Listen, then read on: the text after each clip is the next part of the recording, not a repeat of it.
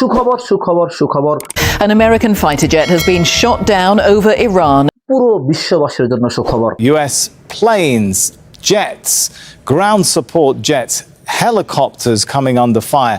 Iranian রাষ্ট্রীয় গণমাধ্যম জানিয়েছে যে دشمن آمریکایی صهیونی در حوزه مرکزی کشور তারা ইরানের আকাশ সীমার মধ্যে একটি আমেরিকান যুদ্ধ বিমানকে ভূপাতিত করতে সক্ষম হয়েছে। U.S. fighter jet was shot down over Iran.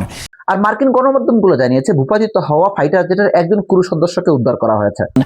One crew member was rescued by US forces. Tehran বলছে মার্কিন সামরিক বাহিনী একটি উদ্ধার অভিযান পরিচালনা করছে। এদিকে ইরানিয়ান সংবাদ মাধ্যমগুলো জানায় এই ধ্বংস হওয়া F-35 ফাইটার জেটের পাইলটকে উদ্ধার করার জন্য আমেরিকান একটি হেলিকপ্টার এসেছিল। Finding one of the F-15 crew, its pilot, সেই হেলিকপ্টারটিকেও মিসাইল মেরে ভূপাতিত করা হয়। but the recovery helicopter was hit by gunfire, injuring crew members. অন্যদিকে ইরানের রাষ্ট্রীয় টেলিভিশন ভূপাতিত হওয়া F-35 ফুটেজগুলো প্রচার করতেছে। ভিডিওতে দেখা যাচ্ছে একটি ট্রাকের পিছনে বিমানের ধাতব অংশ ও ধ্বংসাবশেষ স্তূপ করা হয়েছে। ইরানের রাষ্ট্রীয় গণমাধ্যম মার্কিন বাহিনীর উদ্ধার অভিযানের যে ভিডিও প্রচার করেছে তাতে দেখা যাচ্ছে যে দুটি হেলিকপ্টার এবং একটি C-130 বিমান উদ্ধার কাজের জন্য মধ্য ও দক্ষিণ পশ্চিম ইরানের উপর দিয়ে একেবারে নিচ দিয়ে উড়ে যাইতেছে। এই মুহূর্তে সবচেয়ে গুরুত্বপূর্ণ বিষয় হলো সেখানে কি একজন পাইলট ছিল নাকি দুইজন, আর এটি এখন অনুসন্ধানের একমাত্র এবং মূল বিষয়। Two pilots ejected from that aircraft. এখন পর্যন্ত বিভিন্ন মিডিয়ার সূত্র খবর অনুযায়ী যে অন্ততপক্ষে একজন পাইলটকে উদ্ধার করা গেছে, তারপরেও এটা এখনো নিশ্চিত না। One crew member was rescued by US forces. কিছু কিছু রিপোর্টে বলা হচ্ছে যে এটি একটি F-35 বিমান হতে পারে, কারণ F-35 বিমানের মধ্যে একজনই পাইলট থাকে। এবং অন্যদিক থেকে আরো রিপোর্ট আসতেছে যে এখানে দুইজন পাইলটের খোঁজ করা হচ্ছে, যার অর্থ দ্বারা এটি একটি F-15 বিমান হতে পারে। বিমানের ধরন এবং পাইলটের সংখ্যার বিভ্রান্তির কারণে এখনো সেন্ট্রাল কমান্ডের পক্ষ থেকে কোনো প্রকার বিবৃতি দেওয়া হচ্ছে না। I'm Admiral Brad Cooper here at United States Central Command, where I'm leading the forces executing Operation Epic Fury.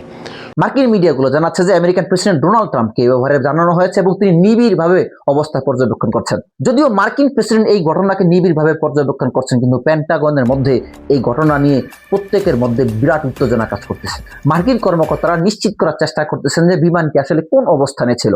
এটি কি আন্তর্জাতিক আকাশ সীমার মধ্যে ছিল নাকি ইরানের দাবি অনুযায়ী তাদের আকাশ সীমার মধ্যে, তাদের রাডারের কন্ট্রোলের মধ্যে ছিল। দর্শক, ইরানের রাষ্ট্রীয় টেলিভিশন থেকে যে ভিডিও ফুটেজগুলো প্রচার করা হচ্ছে সেই ভিডিও ফুটেজগুলো নিয়ে ওয়াশিংটনের মধ্যে চুলচেরা বিশ্লেষণ চলতেছে। এটা কি F-35 নাকি F-15? যদি এটি $1 ট্রিলিয়ন ব্যয় করে নির্মাণ করা F-35 স্টেলথ ফাইটার জেট হয়ে থাকে, তাহলে এটা আমেরিকার জন্য এই যুদ্ধের মধ্যে সবচেয়ে বড় পরাজয়। কারণ এই F-35 স্টেলথ ফাইটার জেটের টেকনোলজি ইরানের হাতে চলে যাওয়ার ভয় থাকবে আমেরিকানদের মধ্যে। অন্যদিকে পারস্য উপসাগরের আশপাশ থাকা আমেরিকান ঘাঁটিগুলোতে যতজন আমেরিকান সদস্য আছে প্রত্যেককে হাই অ্যালার্টে রাখা হয়, বিশেষ করে অনুসন্ধান চলাকালে, যাতে করে নতুন কোনো সংবাদে তারা না জড়ায়। আর এই সতর্কতা রাখার কারণ হলো ইরান আরো দাবি করতেছে যে তারা এই F-35 কে ধ্বংস করেছে, এটার পাইলটকে উদ্ধার করতে এসছে একটি হেলিকপ্টার, সেই হেলিকপ্টারকে তারা ধ্বংস করে দিয়েছে। আর ইরানের রাষ্ট্রীয় পক্ষ থেকে জানানো হয়েছে যে তারা এটিকে তাদের দেশের সার্বভৌমত্বের উপর আঘাত বলে বিবেচনা করতেছেন। তারা এটা নিয়ে জাতিসংঘে অভিযোগ জানাবেন। অন্যদিকে পেন্টাগন এই বিষয়টাকে চুলচেরা বিশ্লেষণ করার চেষ্টা করছে, ভালোভাবে খুঁটিয়ে দেখছে এটা কি যান্ত্রিক ত্রুটি ছিল যার কারণে এটি ইরানের আকাশ সীমার মধ্যে চলে গিয়েছে। অবশ্যই আমেরিকান কোনো ফাইটারদের যখন ইরান ধ্বংস করে তখন তারাই একই যুক্তি দেখা যায় যান্ত্রিক ত্রুটির কারণে ধ্বংস হয়ে গেছে। ইতিপূর্বে আরেকটি F-35 কে ইরান ধ্বংস করেছে, সেটার ভিডিও ফুটেজ আমরা দেখেছি। তবে এখানে ইরান স্পষ্টভাবে জানিয়ে দিয়েছে এটি একটি অনৈতিক অনুপ্রবেশ ছিল এবং তারা তাদের আকাশ সীমা রক্ষার জন্য যা করার তারা তাই করেছে। ওদিকে ওয়াশিংটনে কংগ্রেস সদস্যদের মধ্যে উত্তেজনা বিরাজ করতেছে।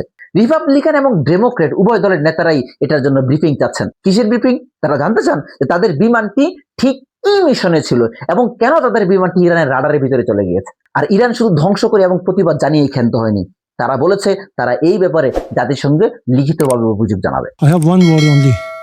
I advise to the representative of the United States to be polite. অবশ্য জাতিসংঘ অভিযোগ জানাতে কোনো লাভ নাই। এটা হলো সেই মূলা যেটা খায় আমেরিকা এবং পুরো পৃথিবীর মধ্যে দুর্গন্ধ ছড়ায়।